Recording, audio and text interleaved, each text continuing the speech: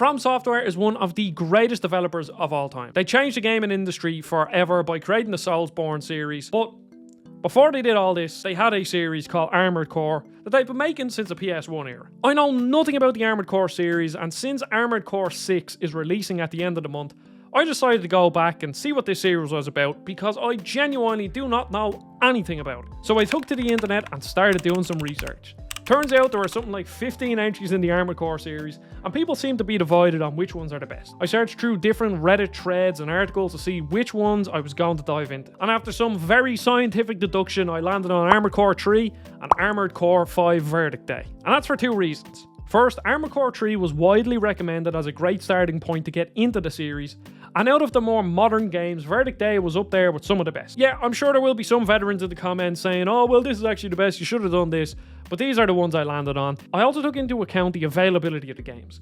Ideally, I would like to play on native hardware, but things can get in the way. Some of these games are hard to find, and even at that can be quite expensive. And then I have to factor in how easy it is to record. So I definitely got Armored Core 3 the legit way, and I did buy Verdict Day on the PS3 because that was the only one available to download on the PlayStation Store. As a series, Armored Core is a mech combat game. You'll spend a ridiculous amount of time in menus customizing your mech to suit your playstyle and the current mission you're tackling, and then run through these missions that can range from 1 minute to 10 or 15 minutes long. These missions range from defending a convoy, killing a set amount of enemies, fighting other armored cores, or doing other stuff like setting explosive charges on a bridge. And I have to say, as a general disclaimer, I didn't beat either of these games. I just wanted to jump in, get my toes wet, and see what this series was about. Armored Core 3 is where I started, and the first thing I noticed were the controls. These are so clunky. Yes, this was a time when standardized controls weren't exactly established, and some games fell through the crack, and Armored Core 3 is one of them. So let me explain how you control this game. So since I definitely played this game on native hardware, I brought my PS2 controller to explain how you control this game, okay? Left analog stick is to move forward and left and right, kind of like a strafe. It's almost like tank controls, which is understandable because it's a mech game. X is to boost and to jump, which is fine, but the platforming isn't very good. Square and circle are to shoot your weapons. Your left or your right weapon is square, your left weapon is circle, or it might be the other way around. And then, of course, you swap weapons with triangle. Pretty standard stuff, yes? And then you look at this right analog stick and you're thinking, oh, this is a third-person shooter. And Armored Core has been out for a while, so they probably use the right analog stick to aim your camera. No, they don't. Instead, you use L1 and R1 to strafe left and right, which took some time to get used to, I will admit, but eventually you do get used to it.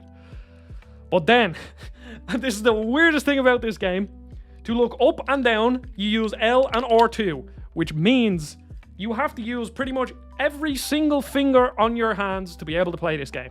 So let me do a demonstration, okay? So you are playing Armored Core. You are moving with this, you are also moving left and right here, or turning left and right. And then you are strafing here so you can dodge enemies. But then if an enemy is looking up at you, or is jumping up in the air or down, you have to use these.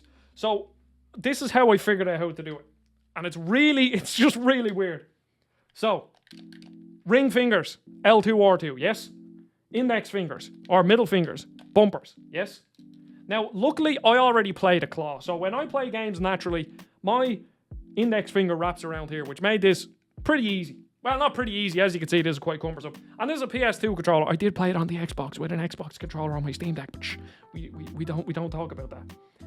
So now I'm moving with this, and then this button, my thumb, is used to jump and to boost and stuff, and to change weapons. Fine. But then to shoot my weapons, I also kind of have to do this method. So I can either do this to control circle and square, or you can do this and kind of maneuver around. So yes, the controls are quite cumbersome. Now, eventually you do get used to them. It does take time. And there is something about this series as a whole that I really enjoy that I will jump into now. The main thing that kept me coming back is the build crafting. This game is very menu heavy.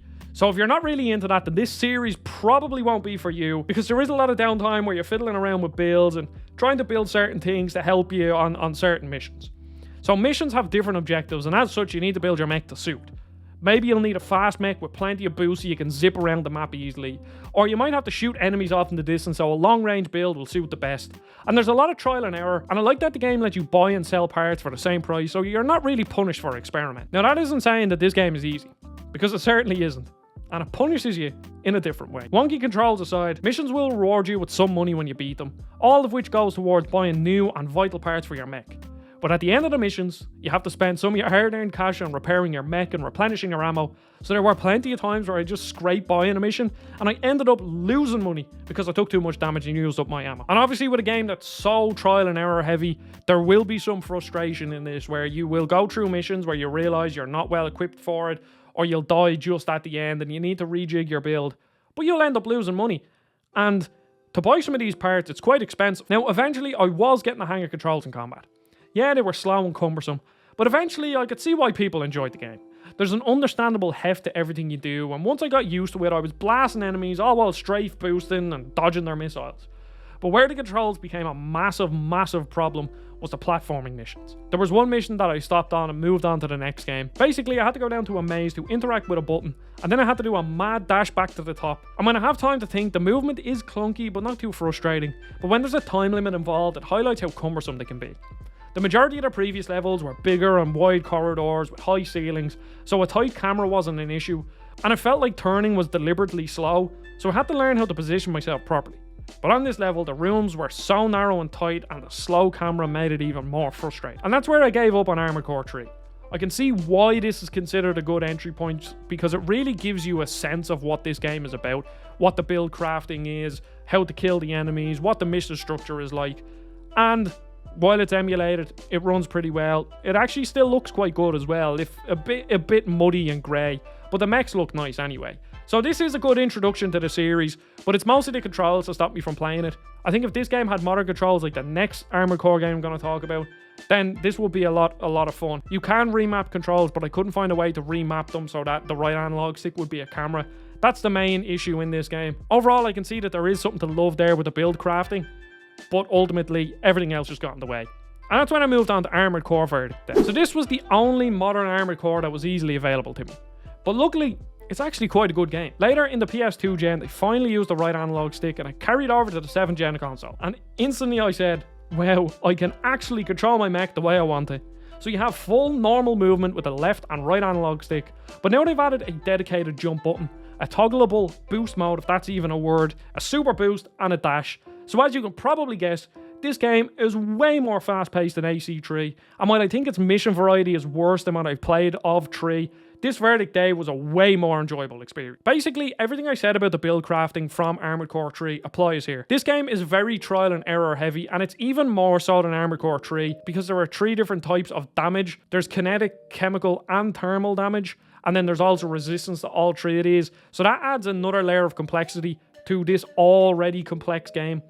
One thing that I have to level at this whole series is that when we play normal RPGs, like typical RPGs, we have a rough understanding of what strength or dexterity or endurance or luck will do. But in this game, the stats don't really translate well to like my normal gaming brain. There's a couple of things like energy that you can assume is kind of like a stamina bar, and then AP is basically health. And there's certain things, obviously, like kinetic damage, chemical damage, and thermal damage. They're just different kinds of damage and defense. But when you get into all the parts, there's so many different, like each part has unique stats to them. It's not like a normal RPG where a different piece of armor will give you this much strength or this much defense or this much blah blah blah. Some crossover in the different bits, but legs have different stats to cores, and cores have different stats to generators, and generators have different stats to your FCMs, and it's just, it is very overwhelming for both games, and I can see this across the whole series. So I think that's going to be some level of inaccessibility to all of this. In all honesty, I think Armored Core is more inaccessible than the Soul series. There's like an already pre-developed language there of what we can understand in Dark Souls. I know certain parts of Dark Souls build crafting and stuff can get complicated, but at the very least, we understand roughly what bleed damage, what fire damage does, what luck does, what dexterity does, but here we don't have that. So there is a higher level of inaccessibility, in my opinion. especially since I think this game, from what I've played now, I haven't beaten these, but there are general parts of both of these games where it's easier, as in some missions literally take 30 seconds to a minute, a couple of minutes, and then all the way up to 10 minutes, depending on the mission. And the really short missions are quite easy. It could be kill 6 enemies, okay? Really basic stuff, really easy, especially in Armored Core Verdict Day where you're not battling with the controls as much. Whereas in something like Dark Souls or any of the Soulsborne, it seems like it's very, very hard all the time. Like, any enemy can kill you. Whereas in these games, not every enemy can kill you. But there are these missions that you come up against that stop you dead in your tracks. And that's when both of these games, specifically Armored Core Verdict Day, gets really, really good with the build craft. So the normal missions, pretty basic. Kill 5-6 enemies, maybe capture this point. Pretty easy stuff. But then when you get into like the sort of roadblock missions, I'm sure everybody has different roadblock missions depending on what their build is. But I got to certain missions where I really, really had to craft my build because I was getting my arse handed to me. There were certain bosses that I couldn't kill because either the weapons I was using were ineffective against them, or I didn't have enough defense, or I was too mobile, so I was too squishy, or I wasn't mobile enough and I had too much defense. Because some bosses are really fast, get right up in your face. So you can either go two ways with that, where you could build something that is an absolute unit but resistant to their kind of damage, or you can build something that is so fast that you can get away from them. So there's just a level of build depth there that just clicks with my brain. And one thing I noticed about Armored Core Verdict Day, and I'm probably reading into this too much, is that, as I said, these games are all about build crafting. You will probably spend probably more than 50% of your time in menus. And in Armored Core Verdict Day, the first thing on the main menu is your workshop, and then the second thing is the mission select. So it's almost like the game is telling you, look, you will be in this workshop a lot. This is the first thing on the menu. I could be reading into that, but that's kind of what I gathered, because I spent a lot of time building like just loads of different mechs, and you can save and load mechs. Now, the issue with Armored Core Verdict Day, and to a lesser extent Armored Core 3, is that the menus are really slow and kind of cumbersome. How it works, and I really hope they fix this in Armored Core 6, is that you can access your shop and your armory from the main menu. And then before a mission, you can customize your mech. But if you fail a mission, I would really like if they gave you the option to go straight from failing the mission to customizing your mech. Because then what you have to do is you can either just restart the mission or quit. So then you have to quit, then you have to load into the armory, and then you have to load into either the shop or the build thing. And there's no way to just buy something from the shop and then equip it straight away. You have to buy something from the shop, come back out of the menu, go into the workshop, and then equip it. So even though I do think there's a certain level of inaccessibility to this game, just like the Soul series, and I think this is actually probably more inaccessible, I hope in Armored Core 6 going forward they decide to make the menus a bit less clunky and way more streamlined. I have a couple of concerns going into Armored Core 6, which I kind of just already laid out. So I know I didn't really give a proper review of Armored Core Verdict Day. This was more Armored Core 3, how weird it was. And then Verdict Day cleared up a lot with the controls. The controls just felt so much better. So the game in general just feels better to play. It's still the same mission structure. It's easier laid out, and there are certain things that are explained to you better than Armored Core 3, but at the end of the day, there are still loads to learn. You will have to sit down and learn this game, because it's not a game that you can just go in and play casually. Even something like Dark Souls, you can play casually, but again, I think that design language, the whole gaming language of dexterity, strength, endurance, blah, blah, blah, will help you a lot in Dark Souls where it won't help you here. So going forward, I am actually really excited for Armored Core 6, because Armored Core Verdict Day with its more modern controls felt way better, but it has a couple of things that were annoying me, like how slow the menus were. There were certain like menu options, as I was saying, where you can't just load straight into building your machine again. And the performance on Armored Core Verdict Day is rough. Now the PS3 as a whole has kind of, the performance on a lot of the games that you go back and play, you realise they're really bad. And all the FromSoft games on PS3 were awful performance-wise, and From Software have always had technical issues. I know I said always a lot, but it's true. Every single FromSoft game has technical issues. I don't know how they can be absolute masters of combat design, enemy design, boss design, world design, everything, but cannot get a game to run stably at launch. So I'm afraid of what Armored Core 6 could be performance-wise, because there was a lot of explosions, there's a lot of mechs. I haven't actually looked at gameplay of Armored Core 6, but if it's anything like either of these two games, it's gonna be a lot. It's gonna be a lot for it to handle, and I hope they can do it because there's something special here. I'm honestly really excited for Armored Core 6 now. I typically don't like mechs. Mechs are pretty boring to me, but it's the build crafting that gets me, and I hope Armored Core 6 is great. I will certainly be reviewing that game when it comes out. This is an interesting series that I probably wouldn't recommend to most people. I know I've only played 2 games, but as I said, there's just a layer of inaccessibility that I understand not many people will want to even attempt. I know I haven't beaten these games, but I gave the series a go just so I knew what to expect going into Armored Core 6. Because I didn't know anything about the series going forward. I didn't know if it was open world, I didn't know if it was mission based, but now I know certain things. So that will help me going into Armored Core 6, so I will be reviewing that game.